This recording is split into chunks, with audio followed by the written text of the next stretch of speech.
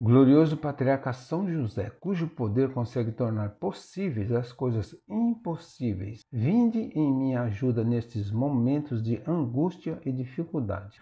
Tomai sob a vossa proteção as situações tão graves e difíceis que vos confio, para que obtenham uma solução feliz. Meu amado Pai, toda a minha confiança está colocada em vós, que não se diga que eu vos invoquei em vão, e dado que tudo podeis, junto de Jesus e Maria, mostrai-me que a vossa bondade é tão grande como o vosso poder. Evangelho de Jesus segundo o Espiritismo, capítulo 5. Bem-aventurados os aflitos. Vamos lá no item 11. Esquecimento do passado. No item 11. Em vão se objeta que o esquecimento constitui obstáculo a que se possa aproveitar da experiência de vidas anteriores. Havendo Deus entendido de lançar um véu sobre o passado, é que há nisso vantagem. Com efeito, a lembrança traria gravíssimos inconvenientes. Poderia, em certos casos, humilhar-nos singularmente ou, então, exaltar-nos o orgulho e, assim,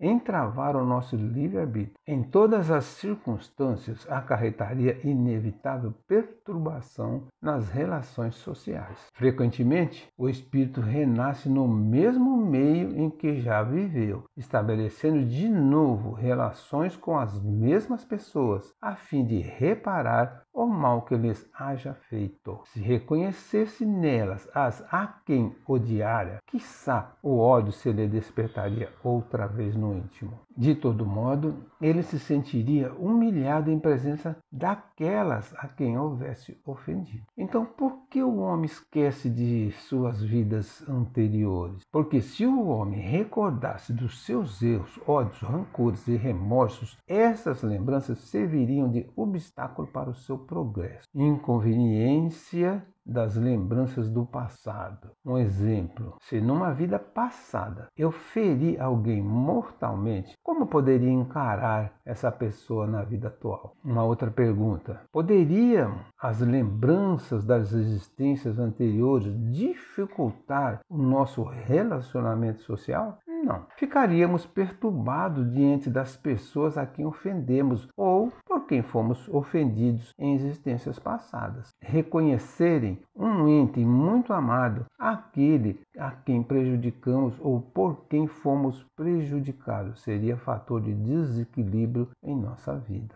Para melhorarmos, outorgou-nos Deus precisamente o de que necessitamos, e isso nos basta. A voz da consciência e as tendências instintivas priva-nos do que nos seria prejudicial. Que meios Deus nos concede para corrigir as falhas de vidas anteriores? Deus nos dá a voz da consciência e nossas tendências instintivas e nos tira o que poderia nos prejudicar em nosso adiantamento, as lembranças do passado.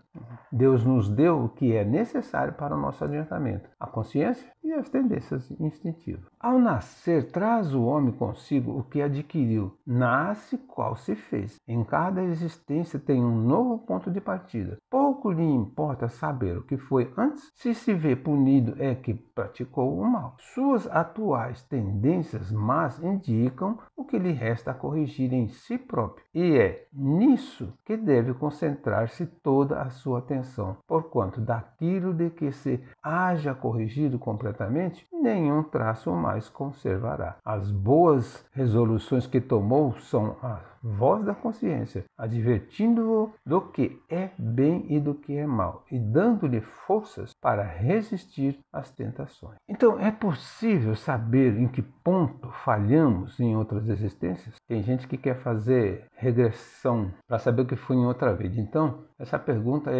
deixa bem claro aí. É possível a gente saber o que fizemos de errado? A resposta é sim. Se bem que, na maioria das vezes, nos é vedado saber o erro erro que cometemos, as más tendências nos indicam tipo de fraqueza moral que nos conduziu à queda. Então a gente não lembra o que fez, mas sabe por quê? Pelas tendências. Então, o orgulho, a vaidade, o egoísmo, a ambição ou até mesmo a gula são causas que nos levam a cometer erros. Então, nossas más tendências indicam o que nos falta corrigir. Podemos tirar proveitos dessas más tendências? Sim, reconhecendo-as e deixando que a voz da consciência nos mostre como corrigi-las. As boas resoluções que tomamos são a voz da consciência, advertindo-nos do que é bem, do que é mal e dando-nos forças para resistir às tentações. Aliás, o esquecimento ocorre apenas durante a vida corpórea. Volvendo à vida espiritual, readquire o espírito a lembrança do passado. Nada mais há, portanto, do que uma interrupção temporária semelhante à que se dá na vida terrestre durante o sono, a qual não obsta que, no dia seguinte, nos recordemos do que tenhamos feito na véspera e nos dias precedentes. E não é somente após a morte que o espírito recobra a lembrança do passado. Pode dizer-se que jamais a perde, pois que, com a experiência, o demonstra. Mesmo encarnado, adormecido o corpo, ocasião em que goza de certa liberdade, o espírito tem consciência de seus atos anteriores,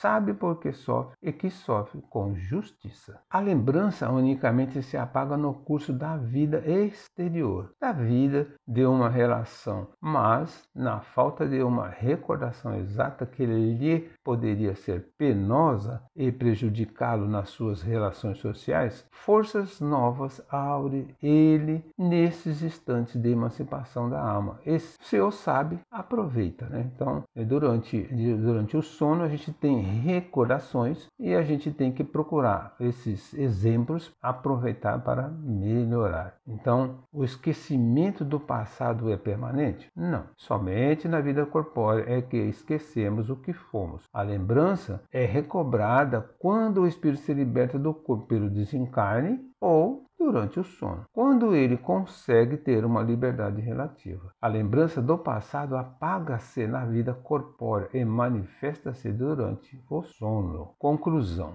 O esquecimento do passado, ao invés de castigo, é uma dádiva celeste, pois, através dele, ocultamos aos outros e a nós mesmos os erros cometidos. Porém, a voz da consciência não deixa de nos apontar as más tendências, advertindo-nos de que é preciso corrigi-las. A lembrança unicamente se apaga no curso da vida exterior, da vida de relação, mas, na falta de uma recordação exata que lhe poderia ser penosa e prejudicá-lo nas suas relações sociais, forças novas aure ele nesses instantes de emancipação da alma. Se o sabe, aproveita. Então, aproveitando essas forças que a gente recupera durante o sono, a gente consegue melhorar, recuperar os males que fizemos. Encerramos aqui uma parte do capítulo 5, Bem-aventurado os aflitos. Agradecemos ao Mestre Jesus todo o amparo e proteção. Seja nosso guia, Senhor, hoje e sempre. Auxilie-nos a sermos tão bons como o Evangelho nos ensina, a sermos mais amáveis, pacientes e resignados perante as provações que precisamos viver. Que Jesus nos abençoe sempre.